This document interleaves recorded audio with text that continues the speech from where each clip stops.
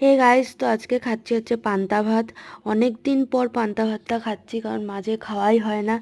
আর কালকে অনেকগুলো ভাত বেঁচেছিল বলে মা জল দিয়ে রেখে দিয়েছিল। তো দেখো, সবার প্রথমে আমি ভাতটা তুলে নিয়ে যাই, আর একটু জলটাও নিয়ে নিয়েছি, কারণ পান্তা ভাতের জলটা বেশি ভাল লাগে। তো তার মধ্যে আমি একটু লেবু টিপে নিয়ে নিয়েছি। নিয়ে ভাতটাকে আগে ভালো করে করে একটু নুন দিয়েছি, আর ওইদিকে পেঁয়াজও নিয়ে নিয়েছি। নিয়ে তো ভালো মতো করে ভাতটাকে মেখে নিয়েছি।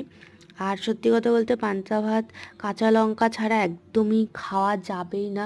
জানি না কারা খেতে পারে, আমি তো কাঁচা লঙ্কা ছাড়া খেতেই পারবো না।